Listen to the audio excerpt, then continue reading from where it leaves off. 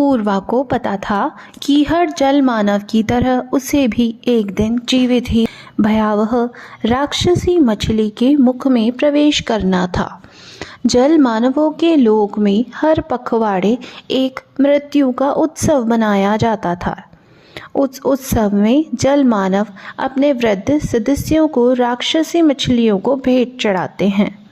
बदले में राक्षसी मछलियाँ उनके राज्य की गहरे समुद्र के संकटों से रक्षा करती हैं। सचमुच बहुत भयानक मृत्यु होती है जल मानवों के लोक में।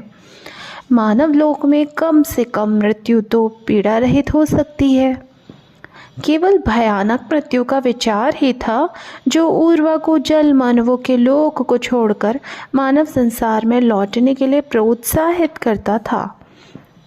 अंततः आखेट का दिन आ पहुंचा। जल मानवों की सेवा करने वाली सूक्ष्म मछलियों ने लक्ष्य के बारे में समाचार दे दिया। ऊर्वा का लक्ष्य थी एक नाव में यात्रा कर रही कन्या जो अकेली और उदास लग रही थी। जल मानव ऊर्वा समुद्र की सतह पर आ गया और उस नाव के पास पहुंचा। नाव के खंबे का सहारा लेकर कन्या अकेली बैठी थी। उसने एक स्तंभ के दोनों ओर से पैर बाहर की ओर लटकाए हुए थे और समुद्र के जल को एकटक देखते हुए वह अपने जीवन के निर्णयों का विश्लेषण कर रही थी। वो अपने विचारों में इतना खोई हुई थी कि उसे नाव के साथ साथ तैर रहे उस मानव जैसे जंतु का ध्यान करने में कुछ समय लग गया। ऊर्वा ने ये निर्णय ले लिया था कि वो अपना शिकार करते समय छल कपट का सहारा नहीं लेगा। वो वैसा नहीं करेगा जैसा उस हरी आंखों वाली जल कन्या ने उसके साथ किया था। उसने सोच लिया था कि वह पहले से ही अपनी जल मानवी देह का प्रदर्शन कर देगा। उसने तब तक उस जल यात्री कन्या से आंखें नहीं मिलाई जब तक कि उसने कई बार उछल कर अपनी जल मानवी पहचान को घोषित नहीं कर दिया। वह कन्या अकेली बैठी थी जबकि नाव के कोष्ठ से उसके मित्रों के बातचीत करने का कोलाहल आ रहा था। इसी बिंदु को पकड़कर ऊर्वा ने बातचीत शुरू की। वो बोला, आपके मित्र बहुत शोर कर रहे हैं। नहीं, ऊर्वा तुरंत बोला, नहीं नहीं, मुझे कोई कष्ट नहीं है। एक तो वह कन्या पहले से ही ऊर्वा के सुंदर रूप को देखकर मोहित लग रही थी, ऊपर से वह ऊर्वा के कष्ट की चिंता करने लग गई थी। ऊर्वा जानता था कि कन्या का उसके प्रति लगाव उसके पुनः मानव बनने की इच्छा को चूर चूर कर सकता था। हाँ, इससे उसकी वैकल्पिक इच्छा अर्थात कन्या को जल कन्या में बदलकर जल मानव के रूप में अपना वंश बढ़ाने की इच्छा पूर्ण करना सरल हो सकता था। वैकल्पिक इच्छा? क्या यही उसकी एकमात्र इच्छा नहीं थी? हाँ, उसको कन्या का आखेट करना था। उसे मानव संसार में वापस नहीं जाना था। उसने निर्णय लिया कि वो कन्या को उसके लगाव में फंसने देगा ताकि उसका काम थोड़ा सरल हो सके। घर की स्मृतियाँ व्याकुल कर रही हैं, ऊर्वा ने आगे बातचीत करते हुए पूछा। कन्या ने इसका कोई उत्तर नहीं दिया। हाँ, उसकी आंखों में नमी आना इस बात का संकेत था कि उसके हृदय में हिम का कोई टीला पिघला था। अकेलापन भी तो हिम का टीला ही होता है।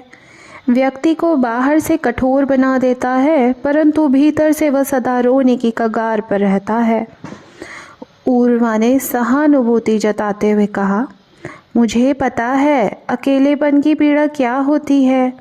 मैं भी वर्षों से अपने घर से दूर हूँ। अब ऊर्वा नाव के इतने समीप तैर रहा था कि जल यात्री कन्या को अपना सिर आगे निकाल कर नीचे देखना पड़ रहा था। वह इतनी मोहित थी कि उसे अपनी गर्दन में हो रही पीड़ा का भी भान नहीं था। कहाँ? कन्या ने अपने सूखे मुख को गीला करते हुए पूछा। कहाँ है आपका घर? समुद्र पार, ऊर्वा ने उत्तर दिया। मुझे वहाँ जाने का रास्ता भी नहीं पता। मैं भटक गया हूँ। मैं भी समुद्र मार्गों के बारे में अधिक नहीं जानती, किंतु मेरे मित्र कदाचित आपकी सहायता कर सकते हैं। आओ, ऊपर आ जाओ, कन्या बोली। यही वह क्षण था जिसकी ऊर्वा को प्रतीक्षा थी। कन्या ने परोक्ष रूप से उसकी सहायता करने की इच्छा प्रकट कर दी थी। यदि वह उसे ऊपर उठाने में सफल हो जाती तो ऊर्वा पुनः मानव बन जाने वाला था। ऊर्वा ने अपने मन से जल मानवों के संसार के सारे विचार एक और कर दिए और तुरंत ऊपर की ओर कूदा। पहले प्रयास में वो नाव से टकराकर फिर से पानी में गिर गया। दूसरे प्रयास में वो नीचे वाली खंबे को पकड़ने में सफल हो गया। उसकी देह का नीचे वाला भाग जो मछली का था इतना तड़प रहा था जैसे कोई मछली कांटे में फंसने पर फड़फड़ाती है। उसकी देह का ऊपर भाग नाव की स्तंभकर को कसकर पकड़े रहना चाहता था और निचला भाग समुद्र में चले जाना चाहता था। दोनों भागों के बीच इतना तनाव पैदा हो गया कि उसकी देह एक पत्र की तरह दो टुकड़ों में फट जाना चाहती थी। उसके मन में भी ऐसा तनाव उत्पन्न हो गया कि उसका सर फटा जा रहा था। मन का एक भाग उसे समुद्र पार स्थित अपने घर परिवार का स्मरण कराकर उसकी मानव देह में बदलने की इच्छा को आग दे रहा था। वहीं उसके मन का दूसरा भाग उससे उसके जल मानवों से बन गए सुदृढ़ रिश्तों का वास्ता देकर उस कन्या को जल कन्या में बदलने की इच्छा को बल दे रहा था।